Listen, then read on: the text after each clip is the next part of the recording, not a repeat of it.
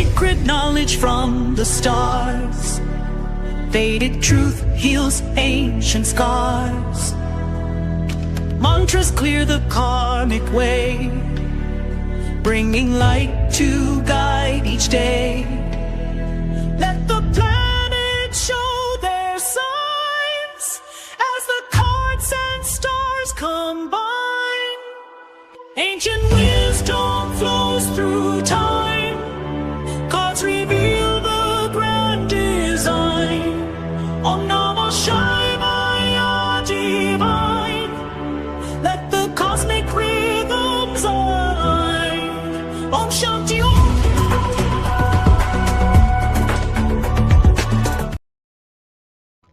Hello, everyone, and welcome to my once weekly show. My name is Michelle Marie, and I am the owner and operator of Astrological Tarot.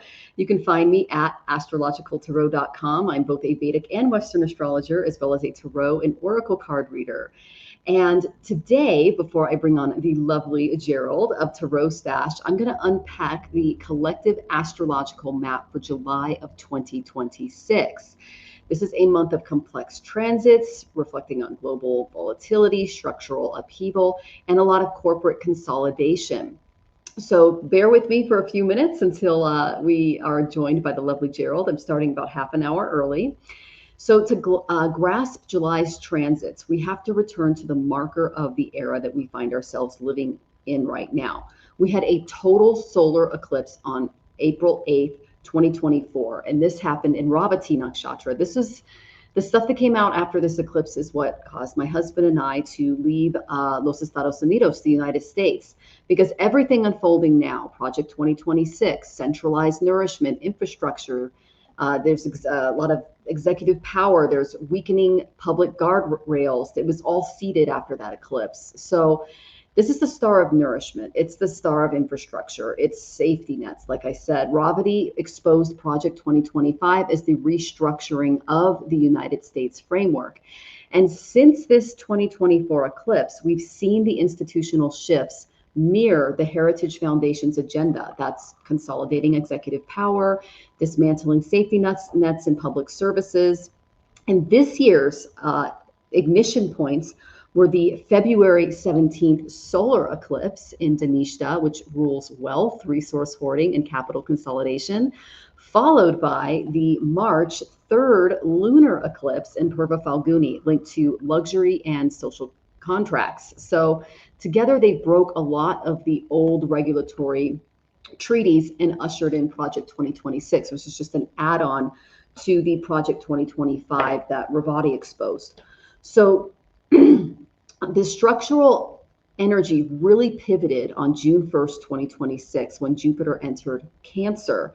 And this is the sign of exaltation for Jupiter. So in the US mundane chart, Jupiter moved from the 7th house of allies and treaties to the 8th house of transformation, hidden agendas, vulnerability, debt, and systematic death and rebirth.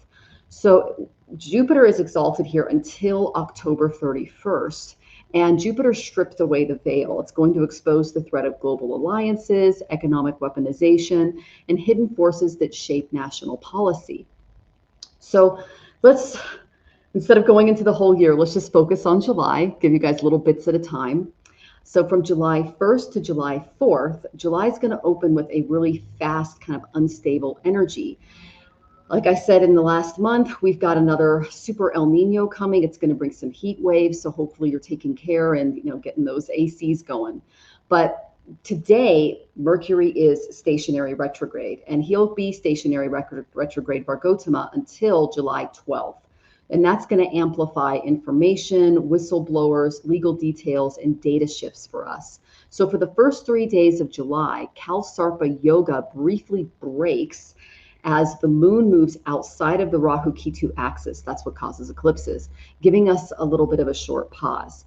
On July 2nd, Mars is going to aspect Ketu, and that is at 8 degrees Taurus to Leo. So Mars is the 4th house aspect, and Ketu is going to spark a lot of volatility, mirroring the U.S.-Iran brinkmanship and keeping the oil markets and maritime routes under continued stress. Now, there is going to be a continued Strait of Hormuz standoff. The maritime routes will escalate as the United States and Iran engage in a post-ceasefire naval brinkmanship. So we can just expect more drama there. July 4th, there's going to be a return of the Kalsarpa Yoga and a Gandanta knot at the same time. What does that mean? The moon is conjunct Rahu in Aquarius, and it's going to return that 2026 Kalsarpa period. Venus is going to enter Cancer and cross over the Gandanta July 3rd to the 5th. This is going to signal a lot of financial and humanitarian strain. It's going to be reflected in Cuba's blockade, driven by starvation right now, and medical shortages and even civilian deaths. And the UN is going to probably warn against more acute starvation, medical collapses in Cuba, or under this maximum pressure blockade. Then, from July 7th through July 11th. On July 7th, Mercury retrograde will re-enter Gemini until August 5th. That's going to open up some closed door deals, some budgets, some treaties back into review. And on July 11th, Venus is going to go conjunct Ketu. That's the south node at about 7 degrees in Leo. And that's going to end the Kalsarpa series, the 2026 Kalsarpa series. So Venus and Ketu are going to cut through these elite protections of secrecy and open the window for the Epstein files to leak as Ketu exposes these high-level networks and fuels unrest. So we can see that vault open, the final Epstein records, and they're going to probably spark a lot of global outrage, shockwaves, and resignations, at least in other countries for now. Now, from July 13th through July 14th, this is a mid-month reset. On July 13th, the sun is going to conjunct retrograde Mercury at 26 degrees and 28 in Gemini. And this is going to intensify data flow, executive decisions around communications. And then on July 14th, we have a new moon at 27 degrees and 45 in Gemini, Punavarsu Nakshatra. And this is Vargotama, so it's tied to renewal. It signals a structural shift, national management. This is seen in massive AI data centers, and it's going to start, we're really going to start seeing the strain that it's going to put on municipal grids. And so this is when we can expect some grid failure warnings, because there's a lot of AI data center expansion, and it's overwhelming local energy grids worldwide. And this will be after this, double heat dome and an El Nino and everything else, which is also going to have an effect on water, because Saturn's going to be in Pisces until February 2028. So he's causing some of this too. Now, under this potent Gemini energy, sudden green card and tech visa changes are expected to narrow some of the legal pathways. It's going to disrupt hiring, and it might leave a lot of families in limbo. So there's going to be a little bit of an immigration shock, tech visas, restructuring. It's going to leave a lot of legal workers facing immediate deportation. Then on July 16th through the 19th, on the 16th, the sun's going to enter Sidereal Cancer, and that's going to join exalted Jupiter in the United States' 8th house.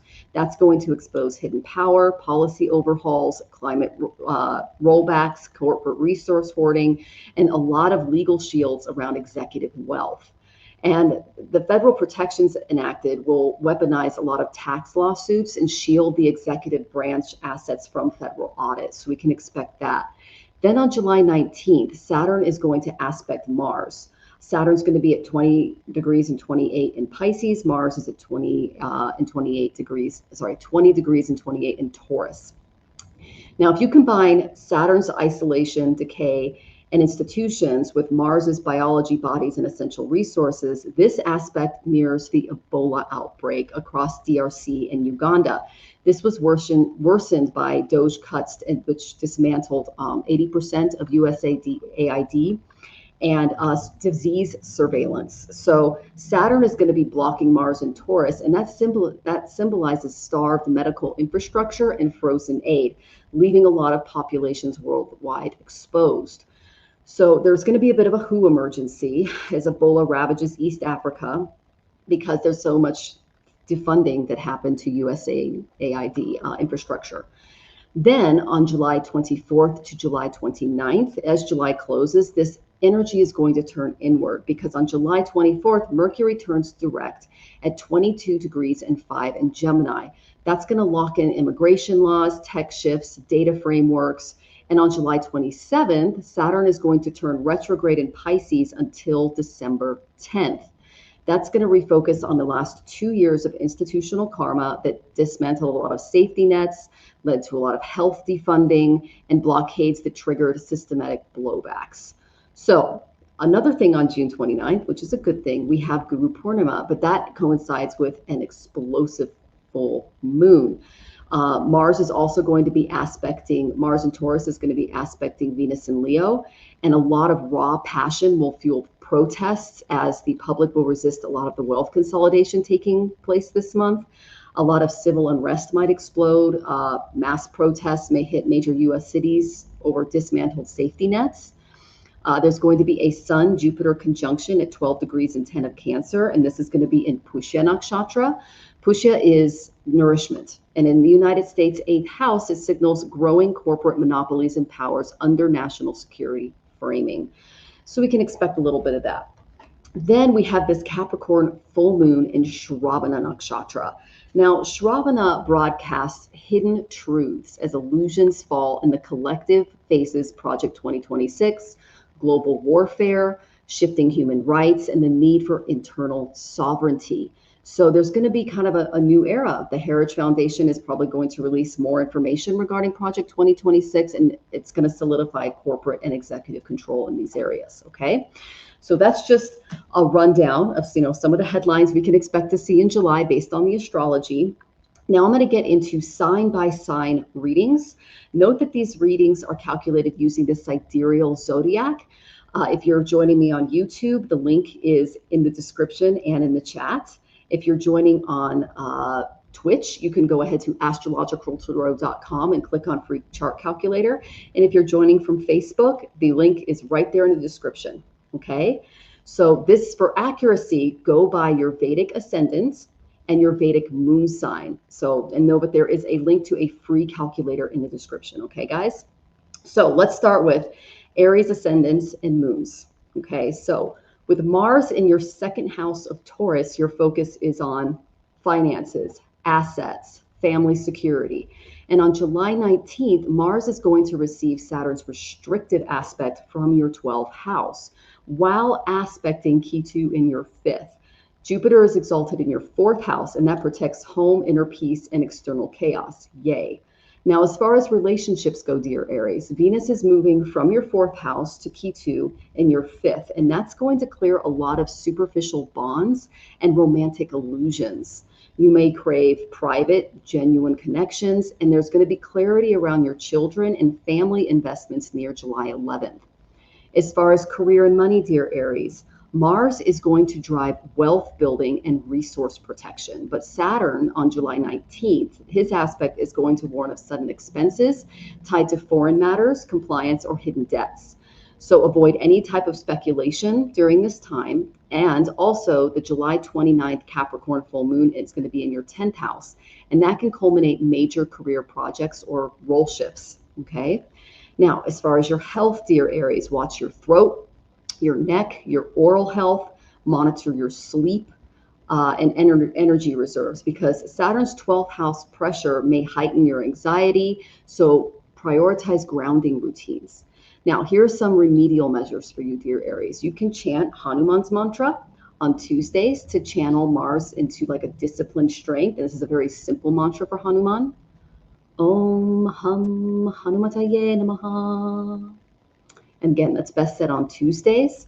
You can also donate to a community kitchen on Tuesday mornings. That's the best time to do it for Mars, to ease any financial friction that you're feeling. Now, Taurus, ascendants and moons. Mars is going to be on your 1st house, your ascendant, and that could give you a strong drive, but a short fuse. So your ruler, Venus, crosses the Cancer-Leo Gandanta from July 3rd to the 5th, moving from your 3rd to your 4th house, and it meets Ketu, the South Node, on July 11th. On July 19th, Saturn in your 11th will aspect Mars, pitting your personal desires against social or institutional systems. So as far as relationships go, dear Taurus, Venus and Ketu in that 4th house is going to bring a major shift in home, maternal ties, emotional security. You may need to distance yourself from some family drama and clear the air. And then when it comes to career and money, Jupiter exalted in your 3rd house boosts your courage, your entrepreneurship, any writing or digital work that you're doing. especially in media, tech, or consulting if you work in those areas. And Saturn's aspect may bring a slight delay in payouts or long-term projects, so be aware of that. But the July 29th full moon in your 9th house is going to bring a lot of legal clarity, publishing success, or just needed long-distance travel. Now, as far as your health, dear Taurus, Mars is going to be in your 1st house under Saturn's gaze, so there could be a risk of burnout, headaches, inflammation, or even minor accidents. So avoid any reckless driving, overexertion, cool your system with meditation and hydration. Some remedial measures you can do, dear Taurus, is you can offer white flowers to your altar, organic milk on Fridays to soothe Venus's energy. You can practice pranayama daily to regulate internal friction. My husband and I do this every morning. I have a video on how to do it under classes on my YouTube channel. Okay, so let's get to Gemini ascendants and moons. Your ruler, Mercury, is stationary retrograde in Virgotama of your 1st house until July 12th, and then re-enters Gemini on July 7th. So you are going to undergo a lot of personal transformation. You're going to be processing these global shifts at a high speed. Meanwhile, Mars in your 12th house of isolation, foreign lands, hidden expenses, receives Saturn's heavy aspect from your 10th house of career. So as far as relationships go, dear Gemini, on July 14th, there's going to be a new moon in your 1st house. It's Virgotama and Punavarsu, and that is going to mark a personal rebirth and shifts in how you present yourself. Release any relationships where you have to downplay your awareness.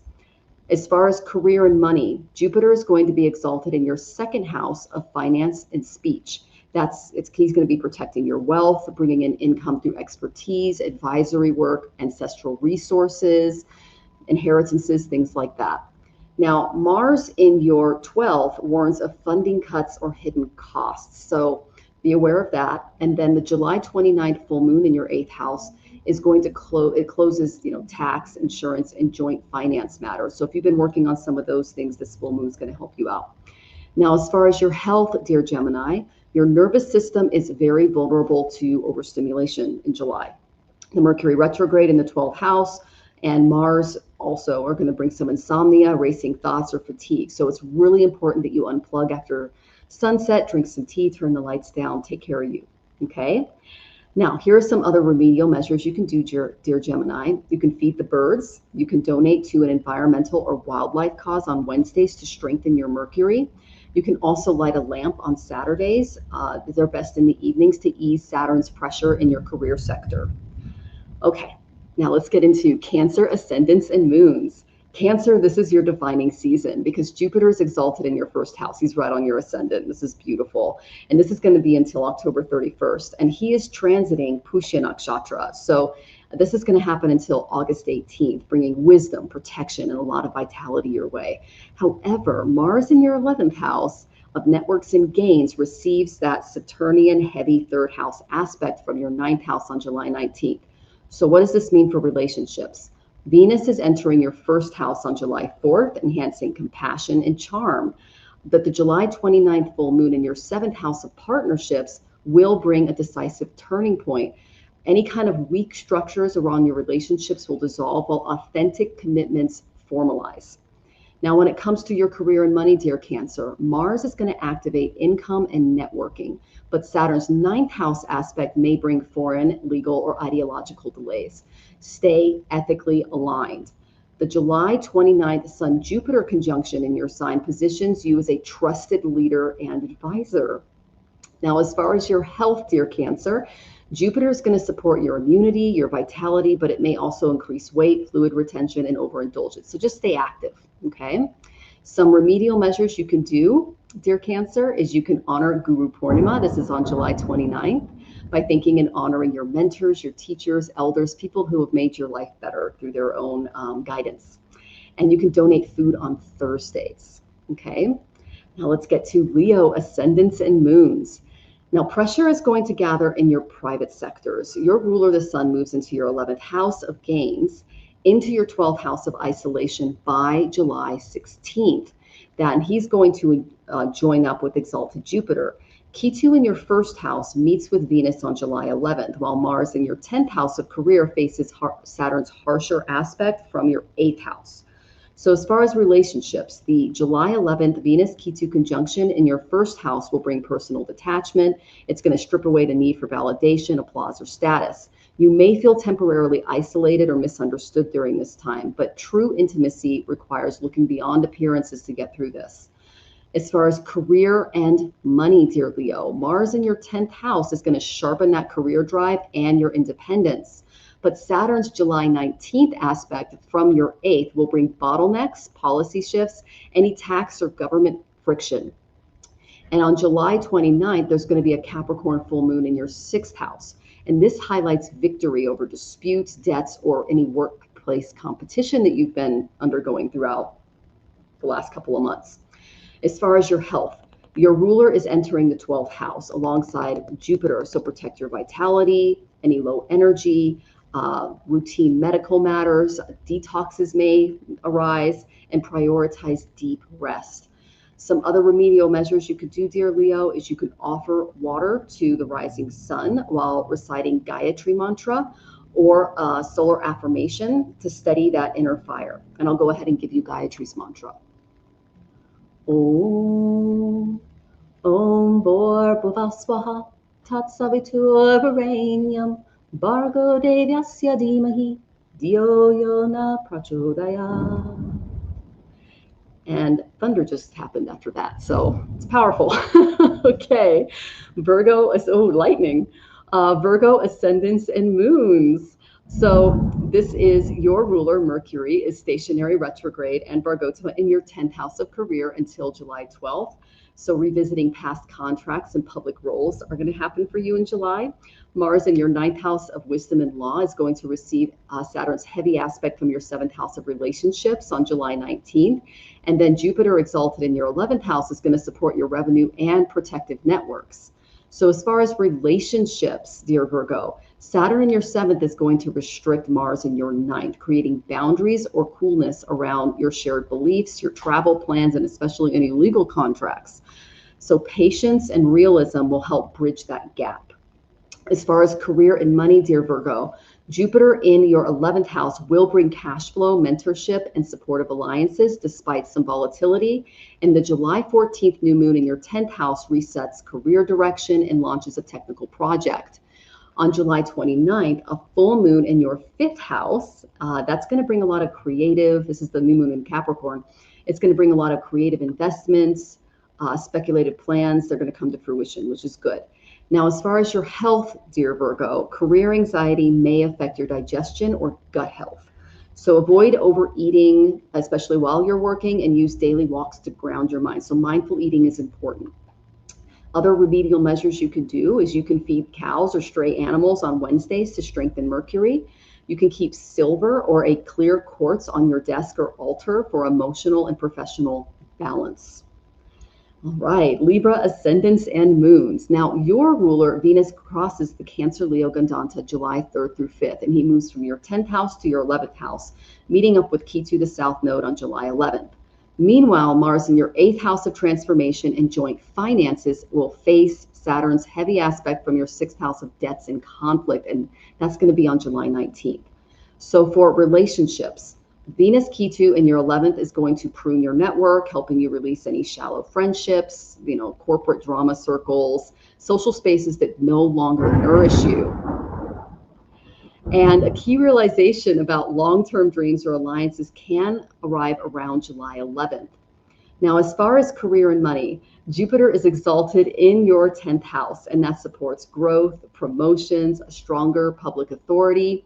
Yet Mars in your 8th is aspected by Saturn, and that's going to put pressure on your joint finances, inheritances, or your partner's income. So stay transparent in tax and compliance matters, and know that on July 29th, that full moon in your 4th house is going to conclude a major home, property, or family matter. Okay? Now, as far as your health, dear Libras, Mars in the 8th under Saturn's aspect is going to call for some caution. Avoid any risky activities, monitor reproductive or inflammatory issues, and rest when you're exhausted. Some remedial measures you can do this month, dear Libra, is you can chant the Mrityunjaya mantra or healing sounds on Saturdays to protect your body from those 8th house disruptions. And I'll go ahead and give you that. Om Triambakam yajamahe sugandhim pushti vardhanam Urva rukamiva bandhanam mrityor mukshiyamamrita. And you can do that 108 times on a mala. You can also donate food and clothing to a shelter or charity on Friday. Now, Scorpio ascendants and moons. Your ruler, Mars, is transiting your 7th house of partnerships. It's emphasizing public relations, contracts, and close relationships. On July 19th, Mars is going to receive Saturn's 3rd house aspect to your 5th, while aspecting Ketu in your 10th house of career. It's a lot of energy. So protection will come through Jupiter exalted in your 9th house of grace, law, and higher wisdom. So he will come to the rescue, so don't worry. So as far as relationships, Mars in your 7th is going to heighten passion. But on July 19th, Saturn's aspect is going to bring a lot of boundaries, ego clashes, and emotional standoffs. Keep the stress outside of your home life, and let Jupiter's 9th house wisdom guide you with mature mediation. As far as your career and money, dear Scorpio, Jupiter in your 9th house is going to shield you from legal, corporate, and financial instability while guiding you toward education, law, and spiritual counseling. And on July 11th, the Venus-Ketu conjunction in your 10th house of career can detach you from your current job or push you toward a deeper purpose. The July 29th full moon is going to bring a breakthrough in your 3rd house of marketing, writing, or independent business contracts, things like that. Now, as far as your health, dear Scorpio, watch your lower back, your kidneys, and your reproductive organs.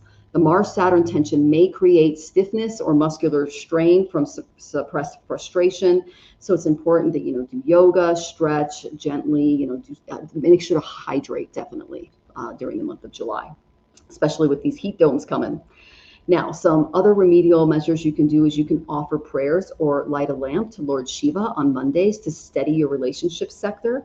And I'll give you a very simple mantra for him. Om Namah Shivaya, Om Namah Shivaya, Om Namah Shivaya, Om Namah Shivaya. You can also offer red flowers to your altar on Tuesdays to balance Mars's drive. Now, Sagittarius, ascendants and moons. Your ruler is Jupiter, and he's exalted in your 6th house of health routines and crisis management. He's going to help you overcome obstacles and heal others while carrying a lot of heavy workload. So Mars is transiting your 6th house, and that intensifies the fiery energy under Saturn's July 19th aspect from your 4th house. So for relationships, dear Sagittarians, Mercury is retrograde and Vargotama in your 7th house of partnerships until July 12th. That could bring back an old partner, a client, or an unresolved contract. Before July 24th, clear misunderstandings can occur, so it's important that you revise your agreements and don't do anything hasty. As far as your career and money, Jupiter and Mars in your 6th house create a competitive, high-stakes work environment where victories and restructuring are possible. Saturn's 4th house aspect warns that career pressure may strain your home life. And the July 29th Capricorn full moon in your 2nd house of finance can bring out payouts, bonuses, or closure around resources. As far as your health, dear Sagittarius, really prioritize it during July because Mars and Saturn are clashing across your 6th and 4th houses, and that can trigger inflammation, stress related to digestion, high blood pressure. So it's important that you balance all of this heavy workload with quiet rest at home. Other remedial measures you can do is you can apply yellow sandalwood paste. It's called chandan after bathing to ground the Jupiterian energy. You can feed stray dogs on Saturdays to ease Saturn's pressure on domestic life. If there's a shelter in your area, you can give a bag of dog food, something like that. All right, so Capricorn ascendants and moons. Your ruler, Saturn, is transiting your 3rd house of courage and self-efforts and turns retrograde on July 27th. On July 19th, Saturn is aspecting Mars in your 5th house of intellect, children, and investments. Support comes from Jupiter exalted in your 7th house of partnerships. That's going to bring a lot of helpful people, protected contracts, and spiritual allies. As far as relationships, Jupiter in your 7th house is going to bless you with in your professional and your personal life. Yay. That's going to soften practicality with empathy and attract positive, supportive partners. Still, there's going to be some Saturn-Mars friction in your 5th house, and that can bring some mid-month misunderstandings or boundaries with children, romantic partners, or areas of speculation, especially if you're in the stock market. Now, as far as career and money, Mars in your fifth is going to sharpen your creativity and your entrepreneurial drive. But Saturn warns again, like watch for speculation, risky trading, unverified investments. Choose stable long-term planning. On the July 29th, this full moon in your first house is right on your ascendant. It's going to bring personal culmination, recognition, and clarity in your direction. You've been losing it a little bit throughout the month. As far as your health, dear Capricorn, around July 19th, watch your digestion, your stomach, and your heart health. Avoid spicy foods and process emotions instead of just burying them in work. Now, some other remedial measures you can do is you can chant Shani's Bij mantra 108 times on Saturday mornings to ease Saturn's retrograde station. And that happens on the 27th. So this is a really good mantra you can say on that day. Om Pram Prim Pram Sa Shanishwaraya Namaha. And that's best said 108 times on a mala. You can also donate or participate in charities on Saturdays. Now, Aquarian, ascendants and moons, you are emerging from a long transit. I've got my moon here, so I'm right there with you. The Rahu-Ketu axis is spanning your first house of self and your seventh house of relationships. And the moon is going to trigger this year's final Kalsarpa Yoga in your sign on July 4th, ending July 11th when Venus meets Ketu. So your ruler, Saturn, transits your second house of finance and aspects Mars, your fourth house, on July 19th. As far as relationships, the July 11th Venus-Ketu conjunction in your seventh house is going to bring out some interpersonal truths, releasing any illusions and codependent habits. Superficial bonds may close cleanly, making room for reality-based partnerships. As far as career and money, Jupiter is exalted in your sixth house. That's going to help you overcome work challenges, resolve legal issues, and stand out. And Saturn's aspect to Mars may bring pauses in costs around property, renovations, or any family assets. Now, know that the July 29th full moon in your 12th house, Capricorn, can release some hidden anxiety, burdens, or debts.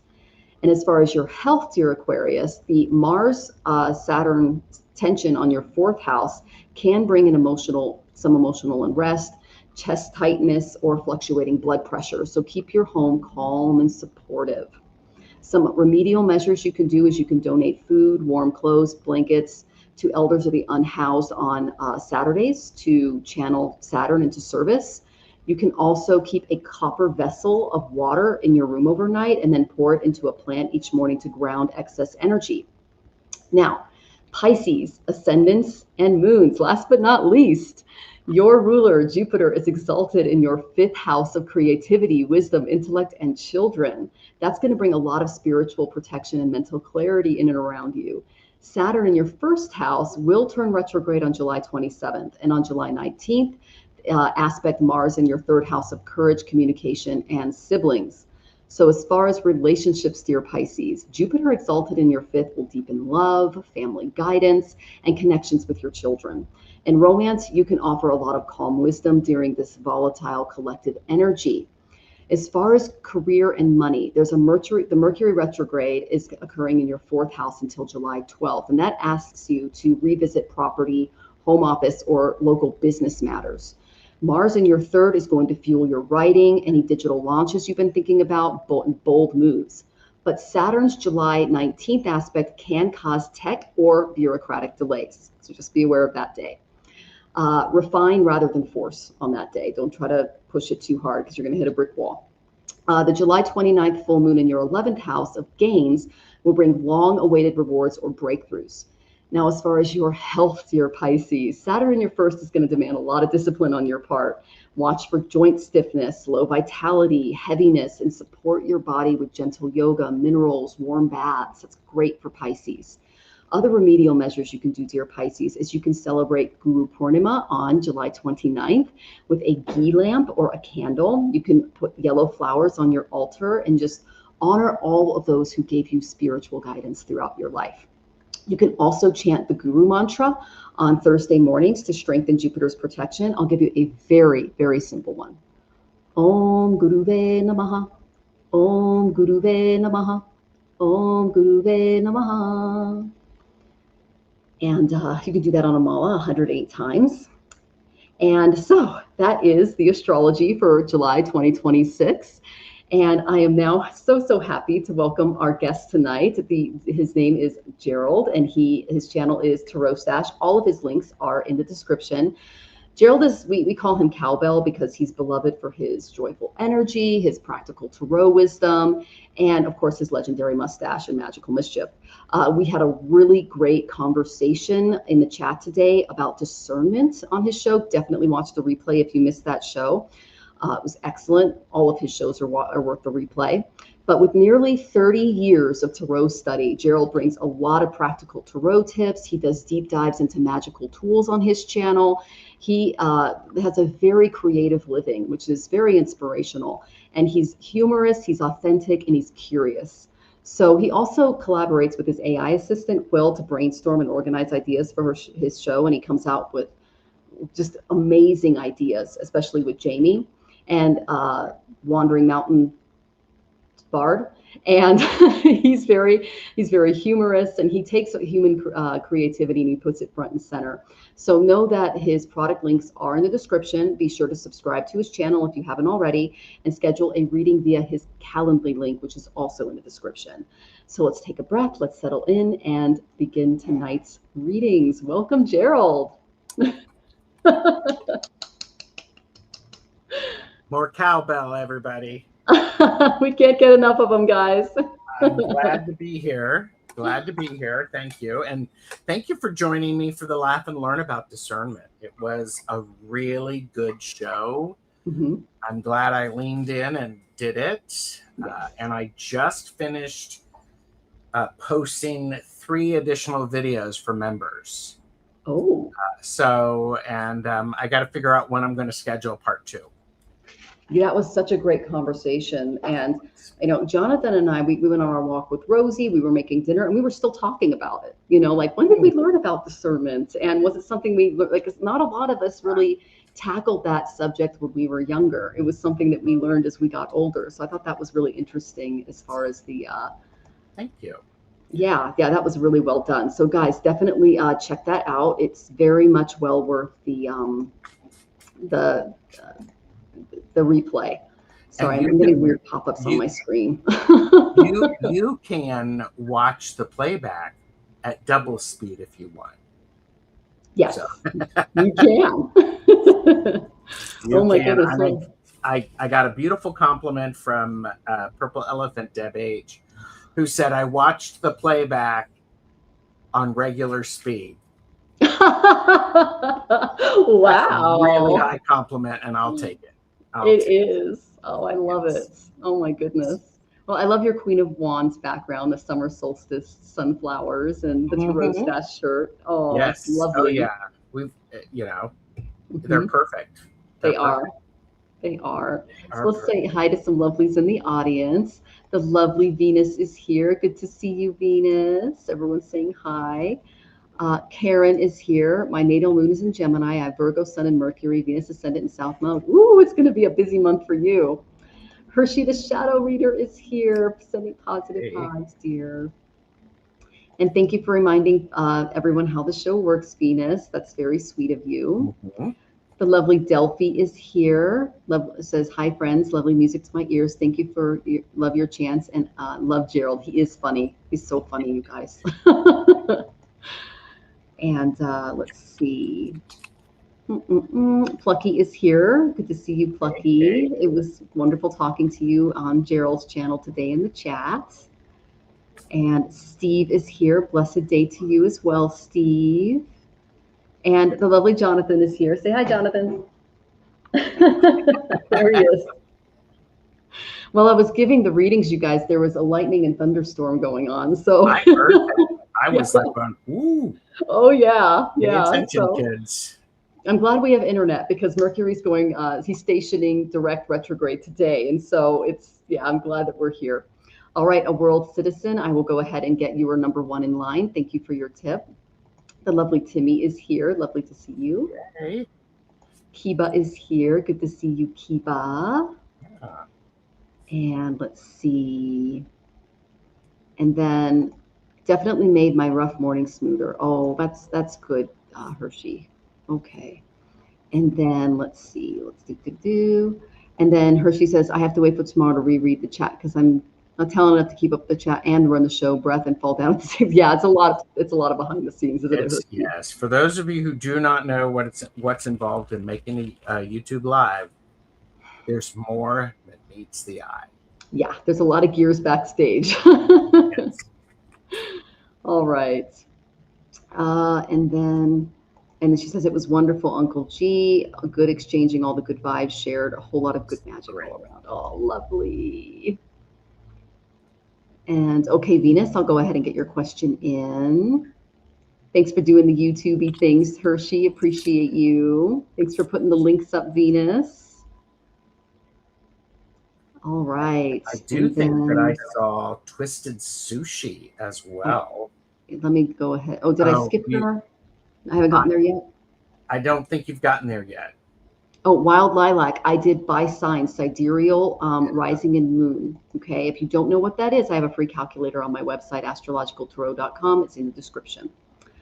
And it is for the month of July. Yes. Mm-hmm. Yeah. Okay. And yes, Rachel, I was early. I was giving July's astrology. I didn't want to keep Gerald waiting too long. Okay. You'll try to be available, Rachel. Okay, sounds good. Okay, and then, oh, this is okay, we're getting the stats of the game. Thank you. Appreciate that. The FIFA is huge here in Mexico, Gerald. I mean, the celebrations are off the hook. I mean, you gotta love the enthusiasm. I mean, oh yeah, it's like 1-2 in the morning. They're honking, and like bells are ringing. They got huge Mexican flags coming down the street. The thing is it would normally it would upset some. We love it. We love the enthusiasm. It's like just put some earplugs in and then get your coffee out and enjoy the show. It's a lot of fun. Yes. So, okay, and then don't hack my phone. Good to see you. And let's see. And then I'm glad you love psychics. I do too. And let's see. Thank you for putting up Gerald's channel, Venus. That's very good of you. I appreciate that. The lovely Amanda is here. Good to see you, Twisted Sushi. Bonzo, good to see you. Greetings and salutations to you as well. And oh, thank you, World Citizen. I appreciate that. And Cheryl's here. Good to see you, Cheryl. She was also in the chat on Gerald's show earlier as well. That is the cutest photo of you and your dog. Oh my gosh. Okay. Great. So. Yes, exactly. I'm just like, it's a little toasty here, and it's going to get toastier.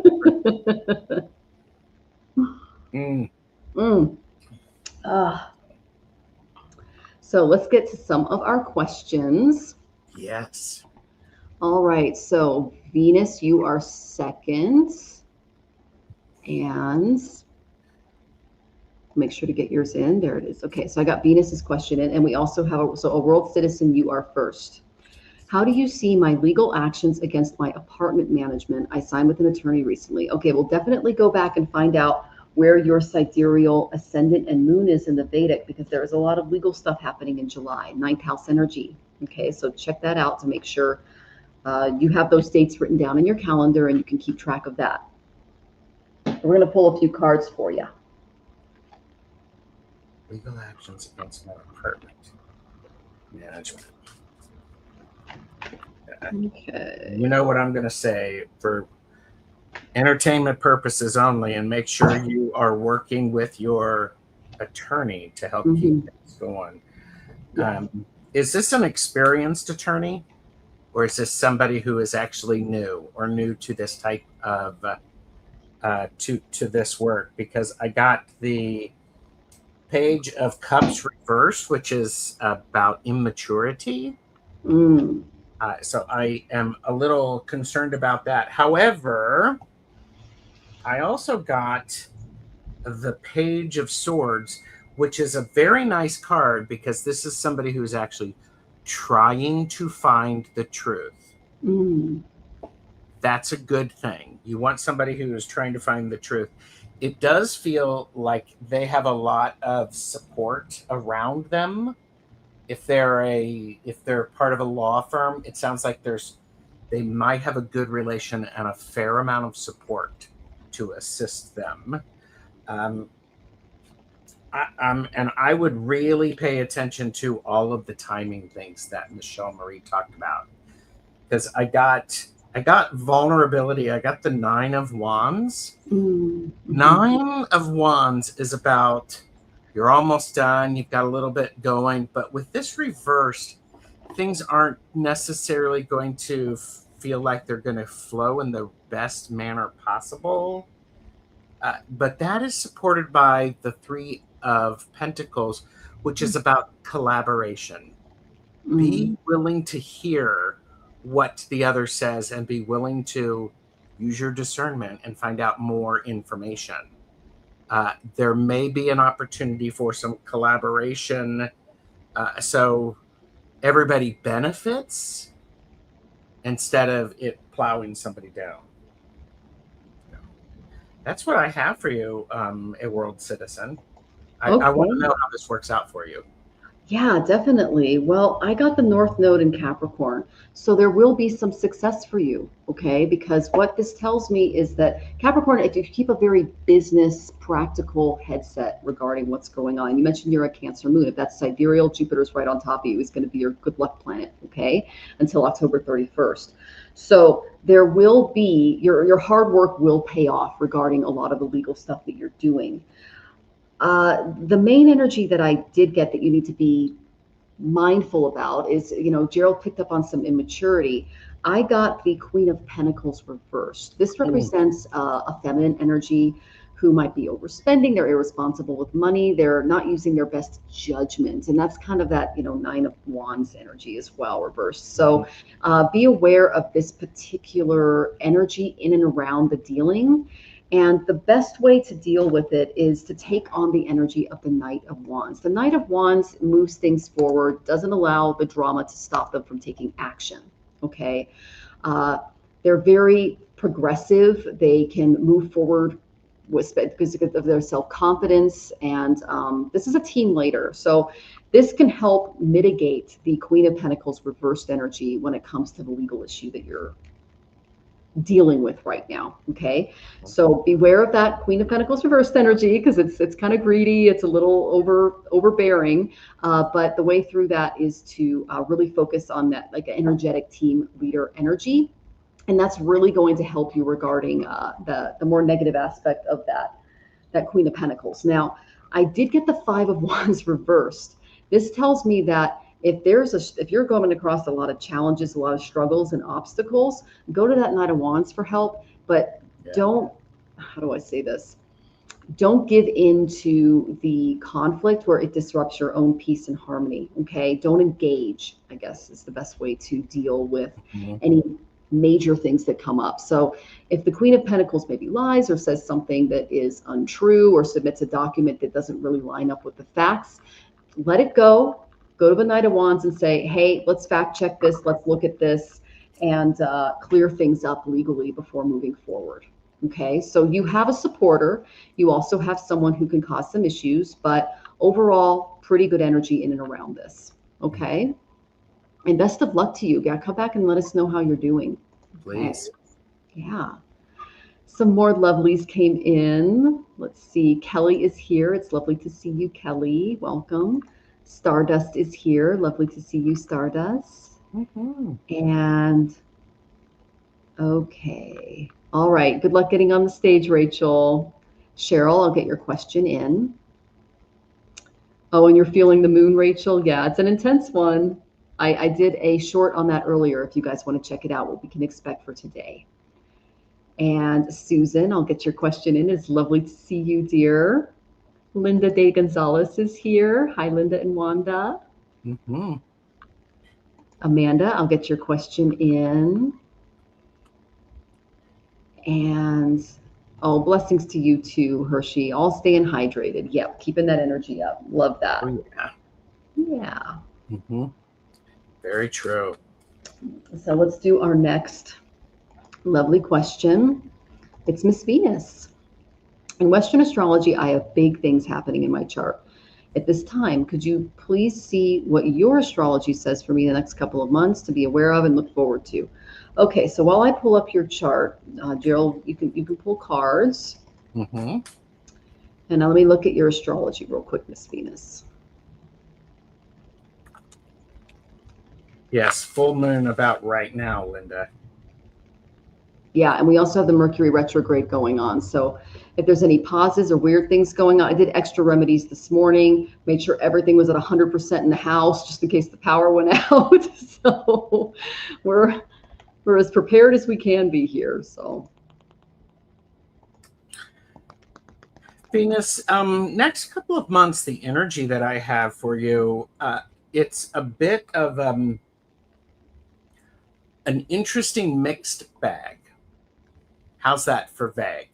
But the first thing that I have for you is you're dealing with a lot of emotions, and these are emotions that are causing you just to go, they're very meh. It's the Four of Cups upright, which is apathy. I was jokingly referring to this card as the emo card, where nothing makes anybody happy. This is something that Venus is like going, still, Gerald? But what's going on with this one is if you just recognize that these are the feelings that you're having and honor those, they're going to control you less. They're going to distract you less. Because right after that, I have the High Priestess. It's about intuition. So the Four of Cups is sort of like the, oh, wow. And you're having Four of Cups may be a bit liminal, and you're going in and you're starting to trust your intuition. This is beautifully supported by the Chariot upright. I think the High Priestess, supported by the Chariot, which is determination, is a rather remarkable opportunity for you to start trusting your intuition, reining it in, and directing it, instead of just only staying inward and going, getting all moody but not talking about it. We also have, again, I have the Five of Pentacles, which is about hardship. There may be some issues with your resources coming up. However, it is supported by the Two of Pentacles, which is equilibrium. That is actually a nice little mix. It's going to feel like you don't have enough, when indeed you do. You just need to pump the brakes a little bit. Make sure that you are checking your resources, looking at your statements, making sure that everything that you have is going where you want it to go, because you're going to be able to find that equilibrium and that new rhythm.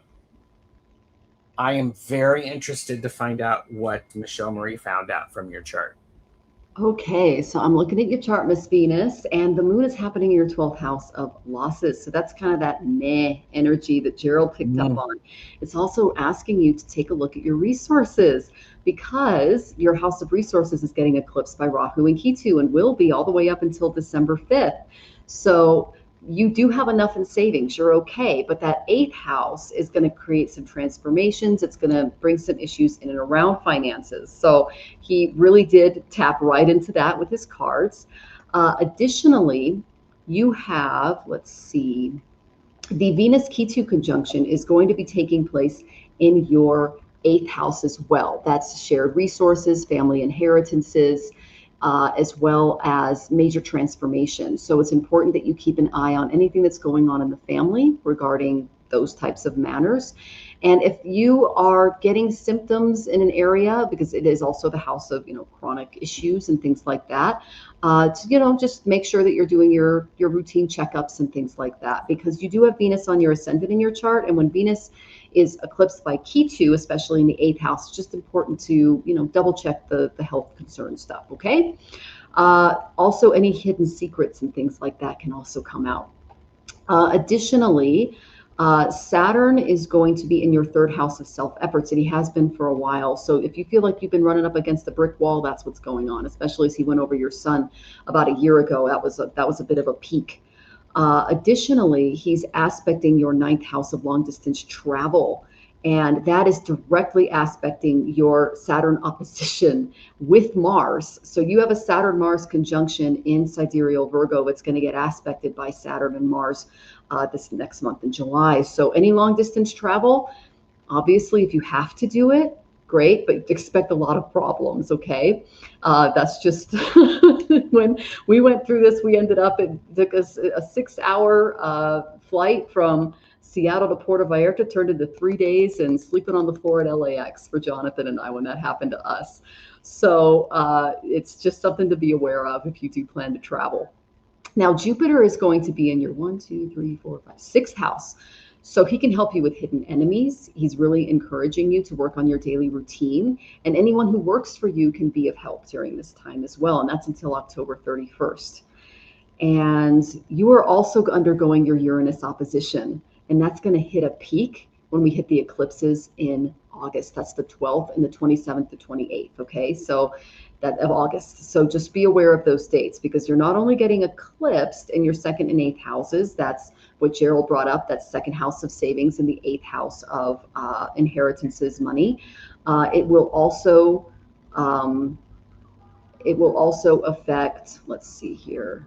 Yeah, your Uranus opposition, which is in your 11th house of finances. So that seems to be a major thing that they're bringing up, not only through Gerald's cards, but also in your chart. And as you guys know, that's just a flyby, but you guys are always welcome to get a session with me. And I usually spend a whole day doing a full report and putting everything together. So, all right, let's see. And then I was just in urgent care again today. Yeah, so it's important that 8th house of chronic illness, you double check, get those things done. I've got the Venus Ketu conjunction happening for me, and I'm going in for a big routine thing next week. So I'm right there with you. This is going to be interesting. Actually, it's this week. Oh my gosh. So any surgeries, anything like that, just be aware of the dates that I gave earlier, okay? And oh, Not Gully said they drew the death card. It's so cool. Very awesome. Yeah, lots of changes coming. Yeah, transformation for sure. Yes. And Venus says, thank you, Gerald. Beautiful. I know. He's great, guys. And don't you love it when Gerald's cards matches exactly with the astrology? I think it's a lot of fun. And I'm glad there are people like you, Michelle, around, because the astrology hasn't connected in my brain. It doesn't get in there and it doesn't stay. And I'm looking, okay, I know people. Yeah. And that works. I like watching your shows because you always teach me something regarding, especially the imagery and the symbolism behind the cards. It helps me with my intuition, because we were talking about discernment on the show today, and I revisited a few different cards. I looked at the High Priestess again in different decks, and really just thought about how you presented the material and integrated it into something that we can then bring into our own lives. So perfect. Yeah. Yep. And yes, it's a full moon today. And then a world citizen said, thank you so much for your advice and sharing your gifts with us. You're so welcome. Oh my gosh. Great audience. Oh, She Shells, I got your question in. Okay. So let me check my thing here.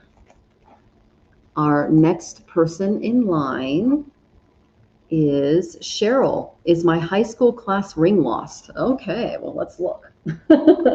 We're actually getting a custom ring done for Jonathan, Gerald. I have a client who is part of the Astrological Vedic Gem Society, and did some readings for him. And what's really interesting was I was looking for a peridot or an emerald natural for Jonathan's pinky on his right hand for his Mercury, for his intellect, because he's got some medical things that he's dealing with. And he said, I have this beautiful peridot from the Supat Valley in Pakistan. It's in the south it was mined in the Himalayas. And he sent it over, and I jumped on it. So Oh, we're going to yeah. get a custom ring done for Jonathan. You want to grab the gemstone? I can show the people in the audience. It's gorgeous, you guys. I have it underneath the moon tonight because it's in Jonathan's Mercury. So it's perfect timing. It's once every 3 years that this happens. So Yes. it's right here, baby. It's right in front of me. I have it under the moon in the window. Thanks, babe. So Cheryl wants to know if the class ring is lost. Yes. And here is the peridot, you guys. If you can see it, I'll put it on the. Ooh, that's beautiful. Wow. So if I can, whoop, nope, you can't really see it that way. It's hiding from us. It's being shy. There we go. Let's see. So here it is. That's gorgeous. Yeah, it's about 4.2 carats, and it's a natural peridot. So we're going to make a ring for him. I'm excited. That should help with his intellect. Okay. No, your class ring is not lost. I am going to suggest perhaps you, it may be with places that you could have taken it off at night. As a sort of a ritual that you've done, meaning when you take a shower, you always put your rings in a certain place. I would encourage you to look behind them. It's not. I am getting that it's not going to be a quick find. Mm-hmm. It's going to take a little bit of time, and it's going to show up. I'm actually thinking it might show up. Actually, if you have any little kids or young ones who have hands that can reach behind things, I would ask them.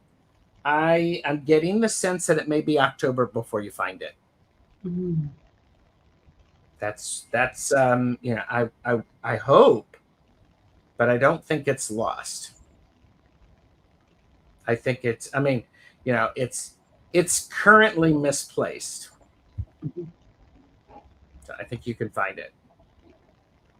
Okay. So Cheryl, the first one I got is the Queen of Pentacles. It's still going to be in your possession. And she is a queen that I associate with fall. So she's holding the ring. It's right here. So it tells me that it's probably in and around an area, like Gerald said, where you're getting ready, something like that.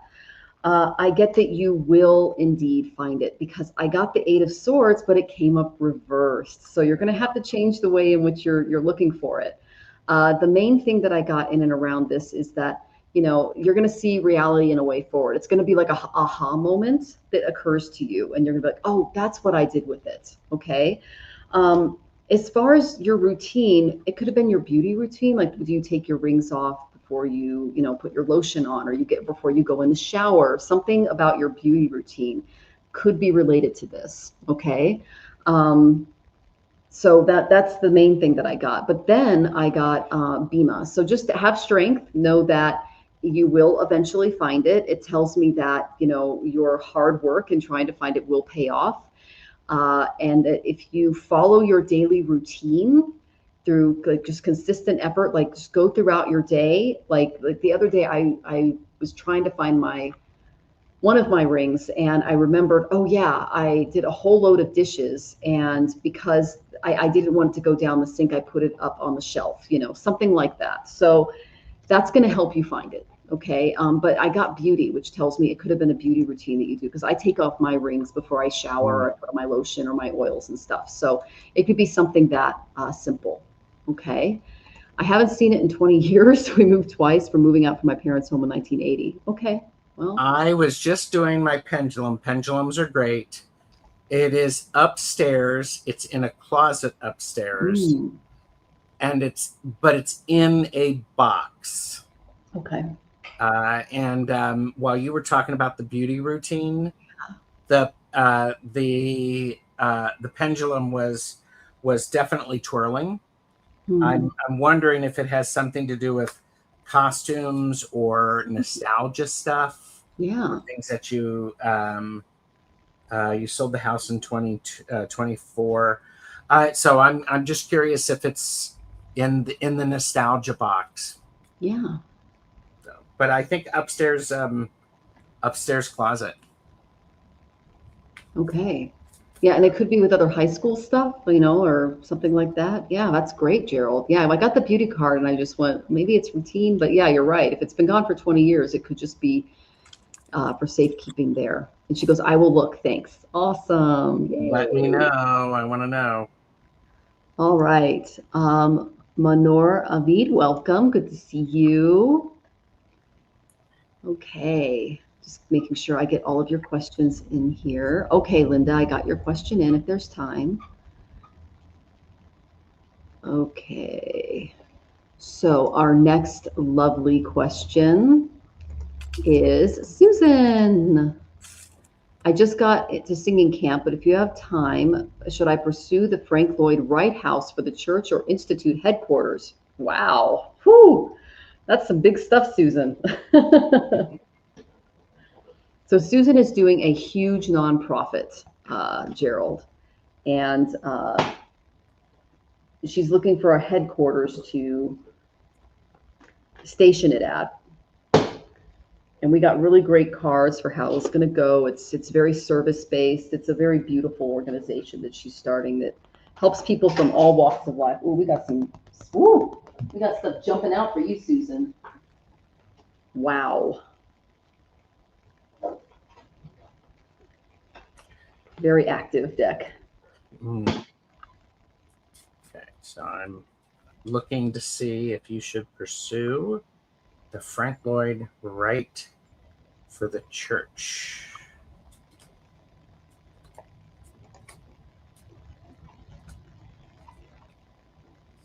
Okay. And see what I have for you.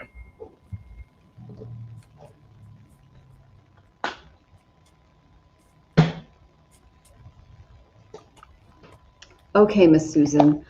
I got your organization is beautiful. It's going to be successful, but I got a no for this particular property. So the first card I got was sixth house. This is the house of service, Seva. This is karma without expectation of reward. This is a very beautiful house because it's all about serving the collective. And this is a huge karmic house because when we take our resources, our time, and our energy, and we put it toward the benefit of other people, and I love that they have all the fruits and vegetables here because there's a nutritional component to your program, which is great. This is going to be good. Now, this also tells me you're going to need to look for a property where you can have a garden, a place where you can grow fruits, vegetables, have fruit trees, things like that, so that people can actually go out, pick their vegetables out of the ground and make things with them, as well as a big kitchen. All right. So the image I got when I got these Six of Pentacles was I got the energy of a community center. Okay. It needs to be a little more industrial and a little less historic, a place where the floors and the carpets can take a lot of heavy wear. Okay. Where it could be like an old school there. I know a lot of commercial buildings are going up for sale at great rates because people are working from home more, especially throughout los Estados Unidos. So what I got was like a more corporate-based building where you can, with a large commercial kitchen, a lot of grounds where you can plant fruits, vegetables, trees, etc., and that you can hold large classes, events, things like that. So what I got is the base needs to be more of a commercial structure. Okay. Now, regarding the Frank Lloyd Wright house, I got Three of Cups reversed. It's not going to be great for, large groups. This is kind of the card for not the best company. Okay. So you're going to want to think in terms of really big events from, it could even be an old school building that they're showing me with like a stadium and everything. So I would look at larger institutional buildings that just need a little bit of work, but are largely just sitting there and ready for someone to come in. You might even get a really good deal, like on a foreclosed property, something like that. Then I got the Queen of Swords reversed. So you need to think very logically about this transaction. Get your emotions out of it. The Frank Lloyd Wright house freaking gorgeous. Of course, it's a historic property. It's going to have a lot of charm, but you're going to want to think as intellectually as possible. Okay, when it comes to doing this, take your emotions out of it. She's got the sound bowl here. It's upright, and she's put it in a cage. So that tells me don't lead with your heart, lead with your head. Okay, this is a very intellectually discerning queen. Gerald talked about her on his show earlier when we talked about discernment. Then I got the Emperor reversed. Okay, so this is another no card. So it's really important that you want to get this guy upright. You look at this from a leadership-based perspective, and you think big early. Okay, and there's a lot of deals, like I said, on commercial properties. So that's what I'm getting good cards on. I'm seeing a big kitchen. I'm seeing classrooms. I'm seeing a place where you can have larger events and then go out into separate groups. It's pretty amazing. And also the person who's listed the property and they're doing some stuff behind the scenes that's not great. I got the trickster. Okay, so there might be some legal stuff that's going on that might not be the best.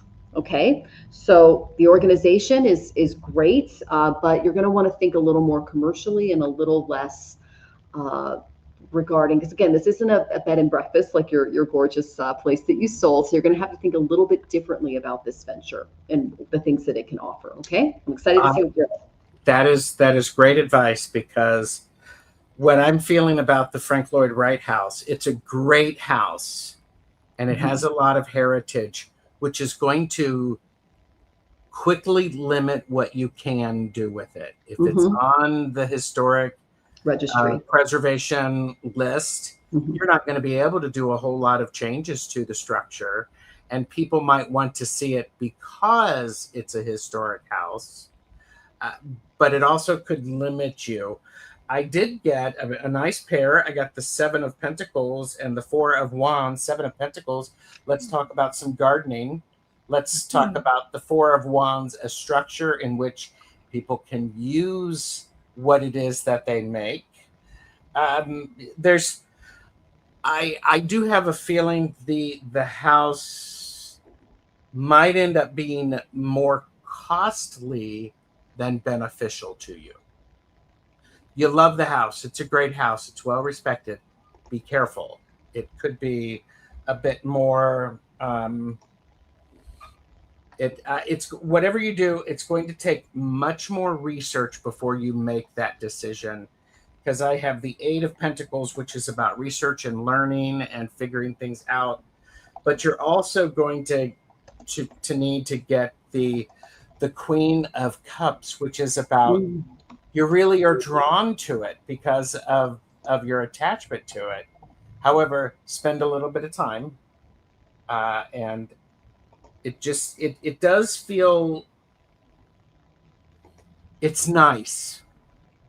Is it going to be practical? I'm not sure, as Michelle Marie was talking about.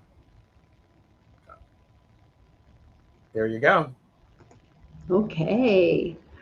Oh, well, Miss Susan, let us know how that goes, and have fun at singing camp, my dear. Okay, Amanda, are you still with us? Please check in, Amanda. Seashells, are you here, Seashells?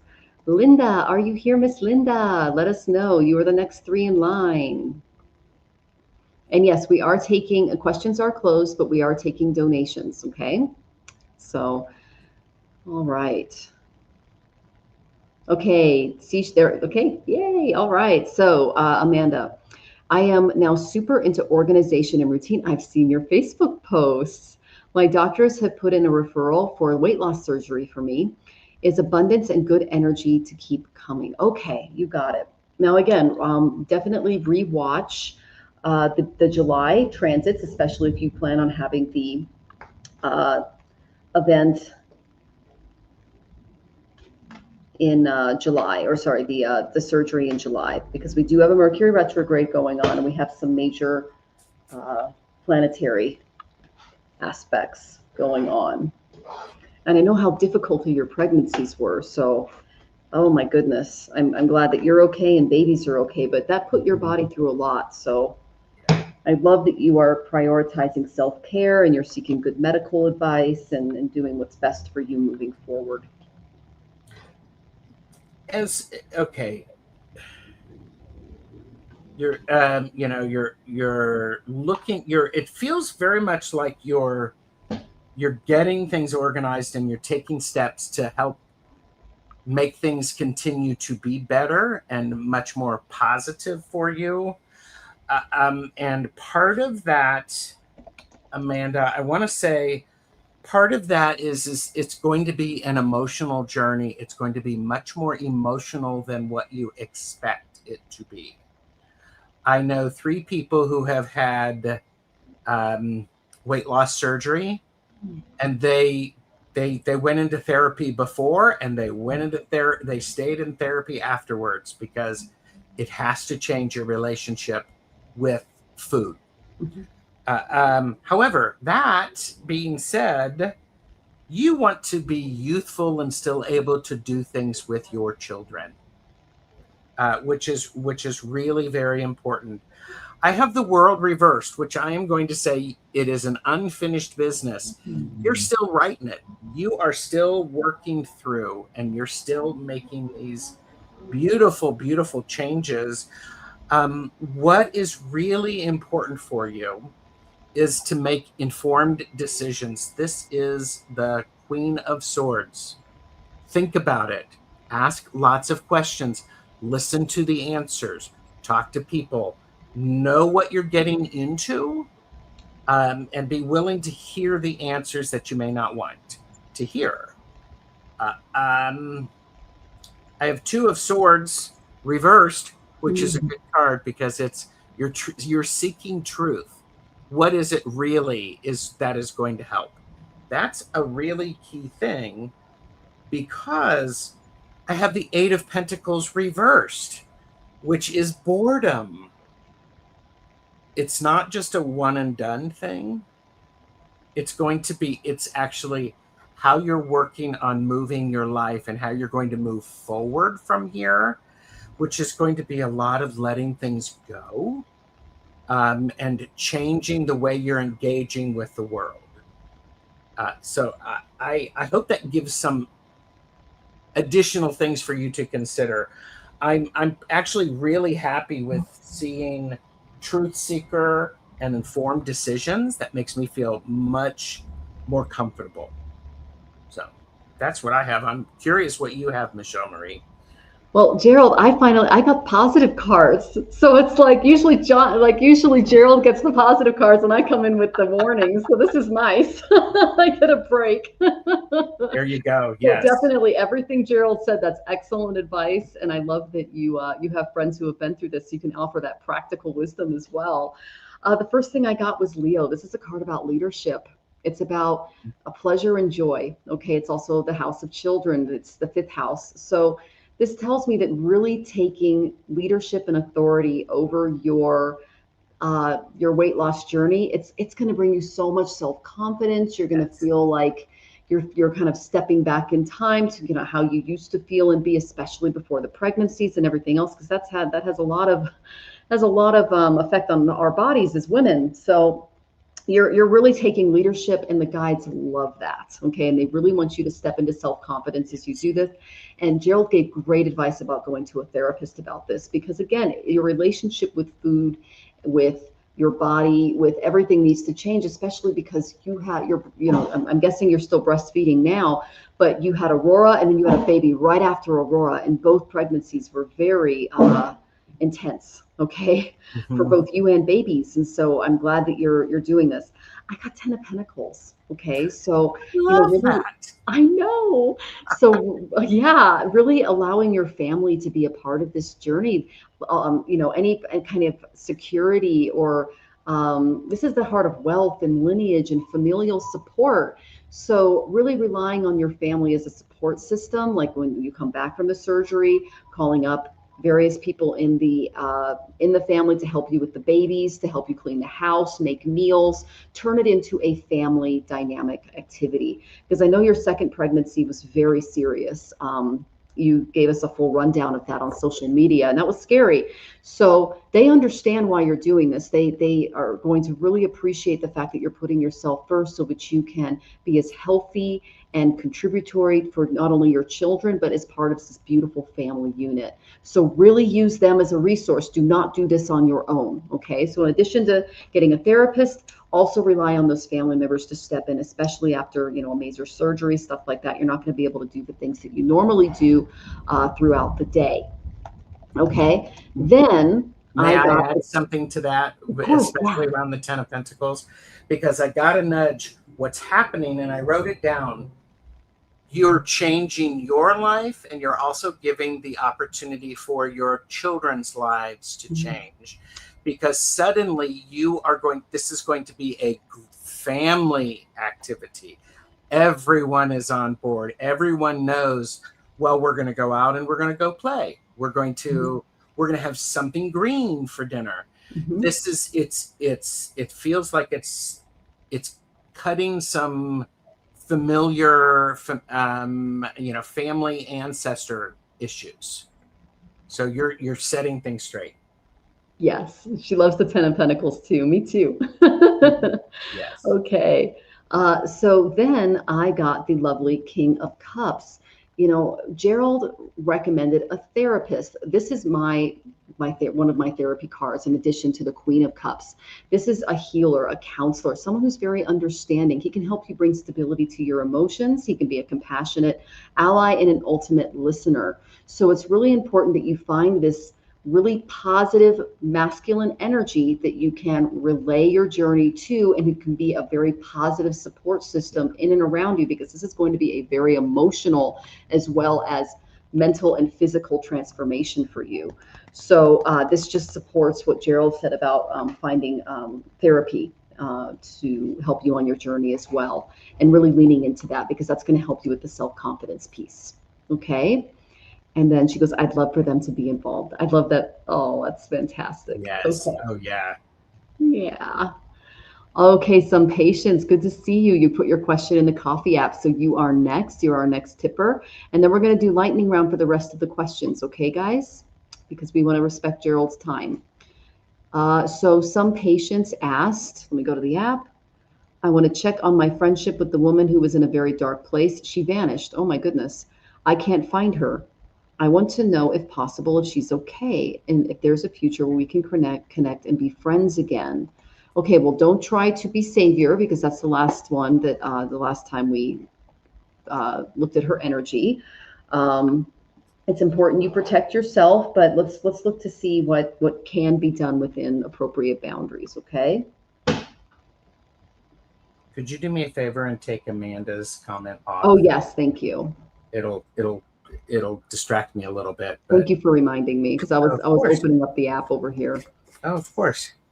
So some patients, it's this, is there going to be some contact? I am immediately thinking, you can care about people, but do not carry their load. Care and carrying are two very different things. That being said,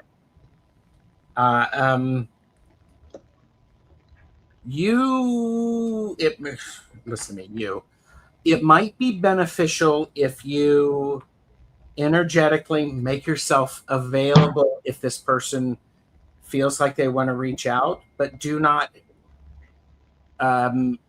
aggressively pursue, because there's a reason that they've disappeared, and it probably has nothing to do with you. What's interesting is the person may actually be getting some significant mental health or well-being assistance. I got the Hierophant. I also got Equilibrium upright. They need to find their balance. And part of that finding their balance is they're a bit blocked energetically. I have the Ace of Wands reversed. So this is a creative block. That being said, I also got the High Priestess, Intuition, which is pretty significant. But I also got the Two of Cups reversed, which is misalignment. which tells me some patients, this is you just wanting the best for her. And yes, you completely want the best for her, and you want to give her time. You also do not wait. You need to continue to live your life, because if and when this person contacts you, you will have other things to talk about instead of what was. And you can find out, you will be in a place of your own healing and your own growth, which is going to make it okay for them to have had their own healing and their own growth. Boy, I came out on that one pretty fast. It was like, that's a lot of energy that you've got going on with that, some patients. So. Definitely. Yeah. I picked up on similar energies, especially when it comes to protecting yourself. I probably won't reach out for 6 to 12 months. Okay. They really want you to support your home base, your family, what you're doing. You've got a lot of you're healing from 2 broken arms, legs, your 3rd surgery. Like, this is all about doing what makes you feel secure. Okay. And also finally getting some projects done in that house. You want to start that micro farm, put your energy into that. Okay. And really developing your base, your foundation, because you've already gone through your own tower moment, so to speak. Okay.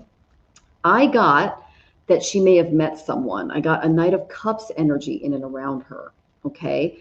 This would be someone who she emotionally connected with, but I didn't get the best, energy when I pulled it. And then Gerald pulled the 2 of Cups reversed, and I went, oh, there's the misalignment. Okay. Yep. So this is someone, it's an arrival of someone who, she can emotionally attach herself to, but it's more of a codependent thing. Okay. Because he did get the emotional block, or the creative block, with the Ace of Wands reversed. Okay. So she's kind of pursuing this energy in and around her to try to feel stable, when she should be trying to find it within herself. Okay. This is the energy I got for you. I got the 9 of Wands. Okay. Be on guard. You can still be faithful, but you need to set some boundaries with this person, because they are, like Gerald said, going through a lot of transformation. They're trying to find balance in their life, and it's not your job to do their homework for them, to carry their load for them. Okay. Like you said, caring is okay, but you don't want to carry what she's giving you. Okay. So that was really great advice, Gerald. I love that. Brilliant. Care is different than caring. Okay. So put your guard up. All right. This is the energy I got for her. She's not that great with money. She's a little immature when it comes to practical things. She is not really using a lot of common sense. All right. Especially with her finances, documents, getting things done. Okay. So this is not great. As far as her energy, because it's kind of she's having to grow up in this department.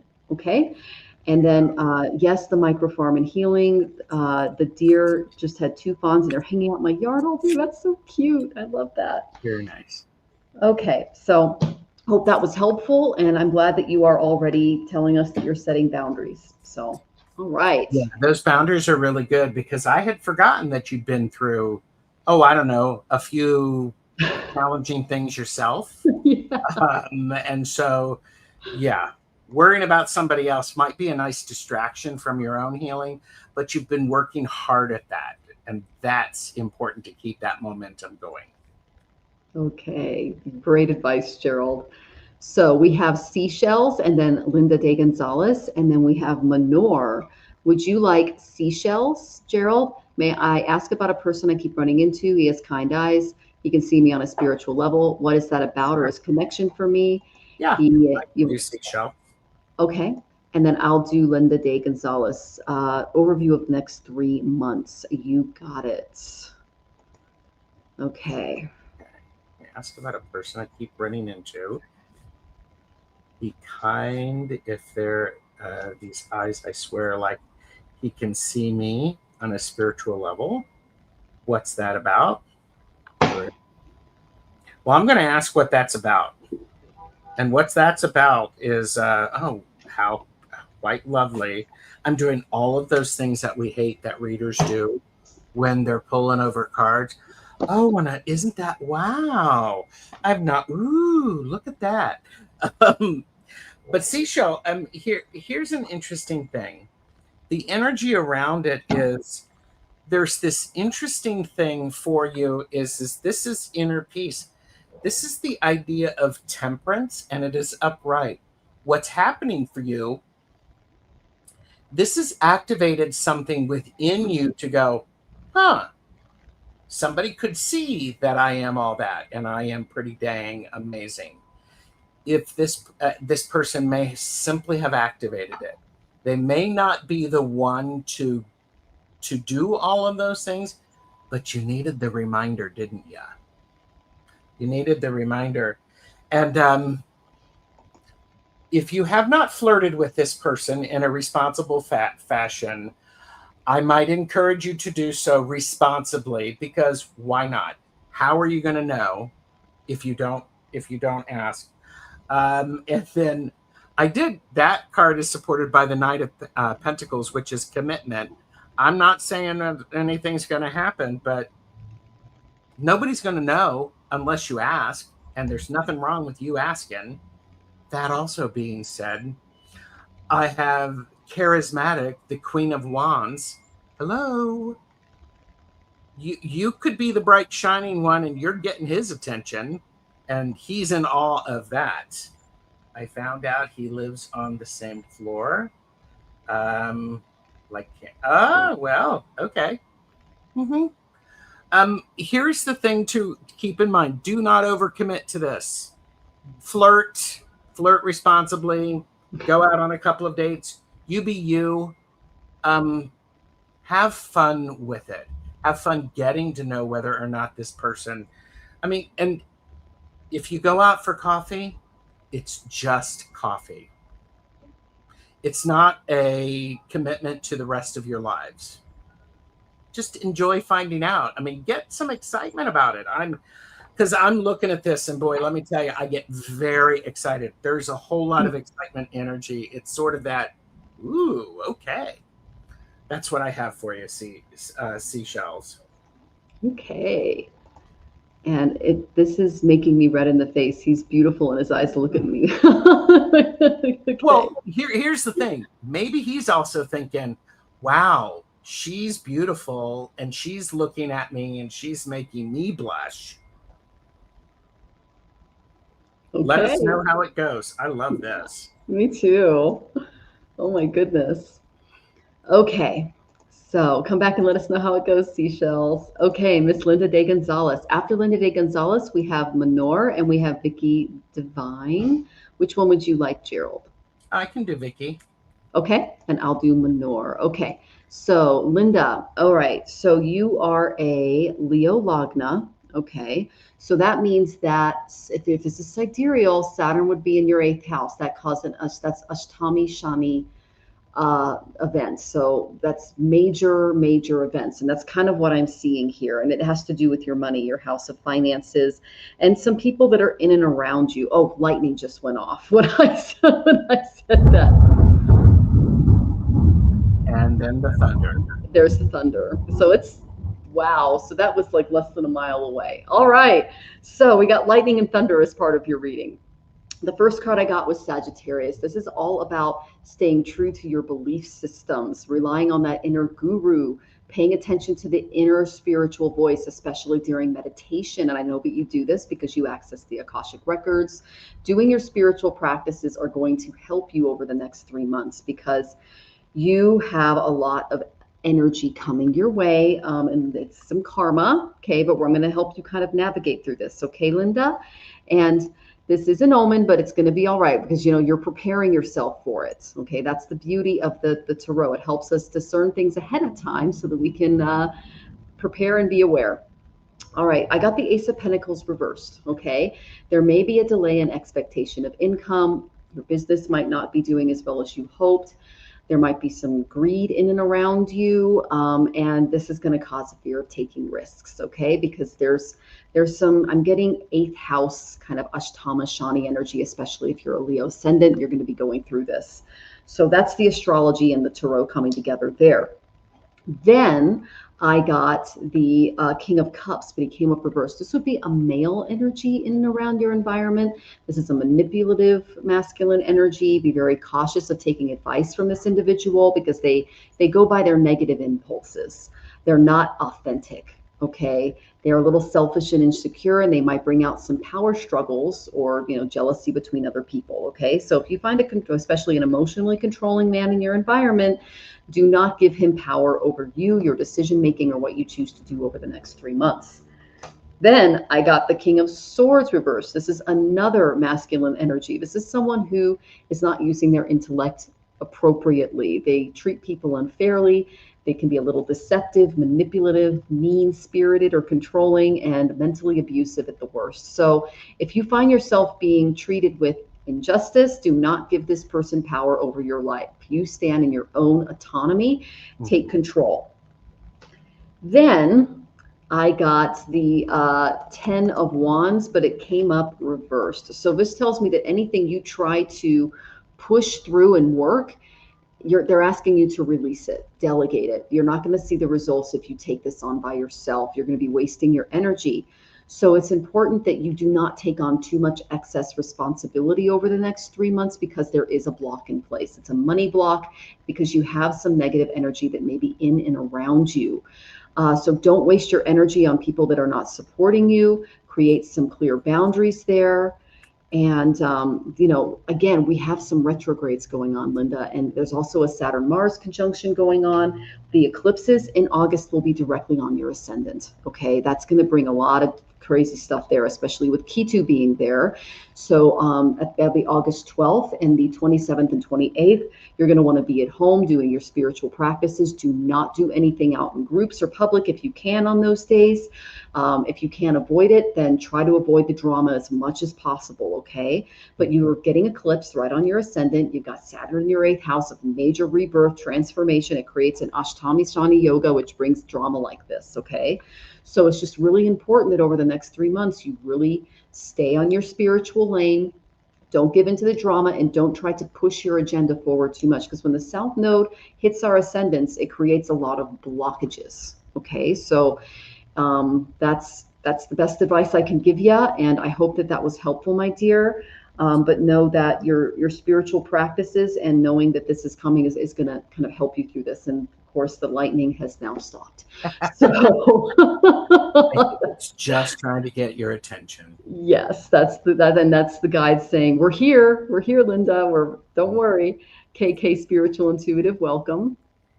I don't think Vicky is here. I looked for them in chat. Okay, so Vicky, are you here? Check in. And then we're going to do Manor and Aaron. No, wait, Aaron didn't ask a question. Okay, Karmic Karen. Karmic Karen, are you here? Manor, are you here? Vicky, are you here? I know the lightning and the thunder, right, Linda? Oh my goodness. I see that as a positive thing because that spirit just, they're letting you know that they're giving you these signs, they're giving you these omens because they want you to pay attention. So, Vicky's here. There we go. Okay, I'll put up Vicky's question. And I'll pull cards for Manor. Are you still here, my dear? Let me go up and look. You did check in a little earlier, but just, raise your hand if you can. Okay, dear? So we're looking for Manor and we're looking for Karmic Karen. Please check in. Vicky's asking about finding a good paying job. Yes. Actually, I think overall, yes. And what's interesting about this is in this reading for you, I have two kings. I have the King of Cups, which is a balanced heart. Keep balanced about this. It's taking everyone longer to find a job than they used to. Michelle Marie did a show with Irish Granny Helen about the impact of jobs. Entry-level jobs really aren't anymore. And you've got to position yourself. The last card that I got is the King of Pentacles, reliability. Yes, you are going to find one. Part of what is going to happen with you, Vicky, is be very careful about how you feel and how you respond to not getting a job. If you get If you get pissy about it, the universe is going to pay attention to that. If you go, okay, I didn't get that one, now I'm learning this to be able to move through. And by the way, I used to be in human resources. I taught interview skills. Part of what you have to do is present yourself fresh and new in every single interview that you have. Get your resumes. You need 3 different resumes with different emphasis. And we got lightning there on that one. I did get camaraderie, the 3 of Cups. This is telling me you may find a job from people that you know. Let people know that you are looking for a job. Tell them the type of job that you're looking for and the things that you bring to that job. And tell them just to keep, if they hear anything, to let you know. Notice how I said that. Be excited, be willing to look for a job. Don't just go, God, I went for another interview and I didn't get the job, because that's all they're going to hear. Instead, be willing to have people support you and to help move you forward. And by gosh, I got the charismatic card again, the Queen of Wands. You've got to figure out what it is about you that makes you really desirable.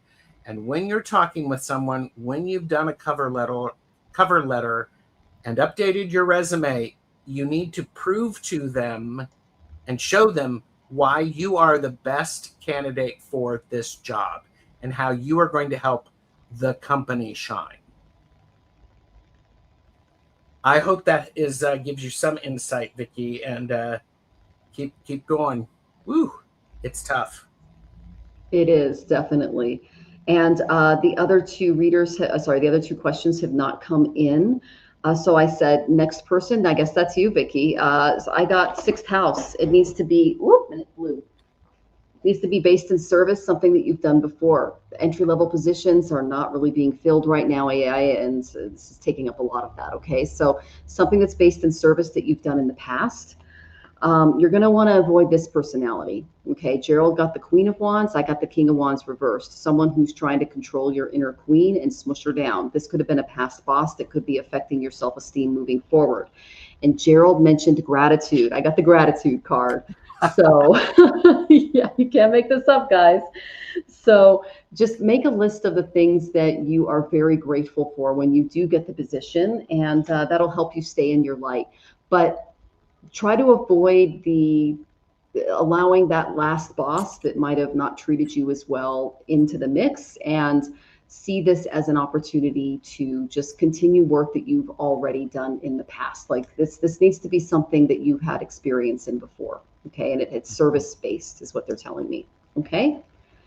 She says, thank you. That was very helpful. Okay. So yay, we did it, Gerald. Hey, this is great. I always love this. Me too.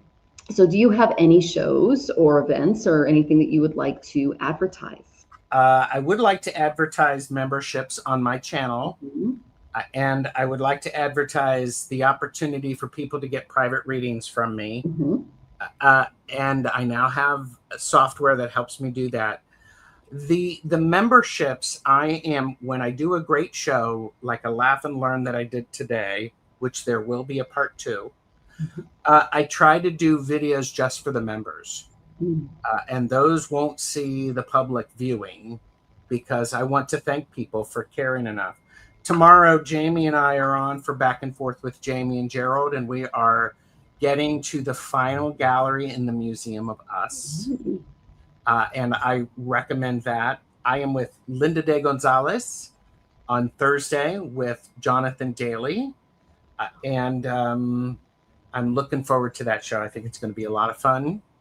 And I think people should make the right call and subscribe to the channel and, make sure you ring the bell.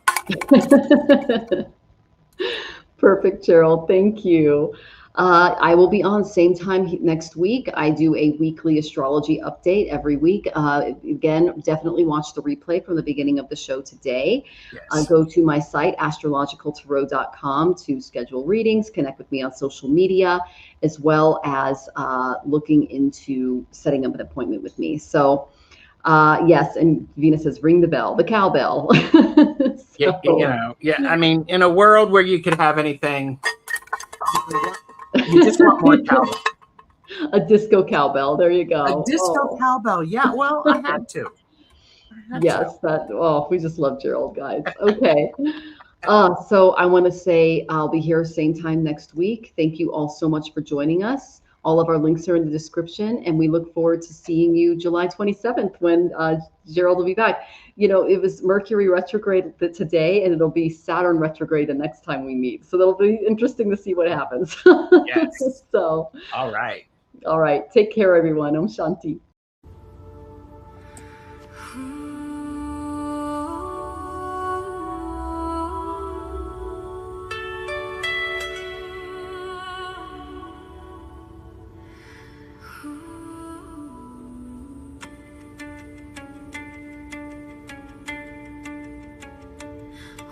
Shanti.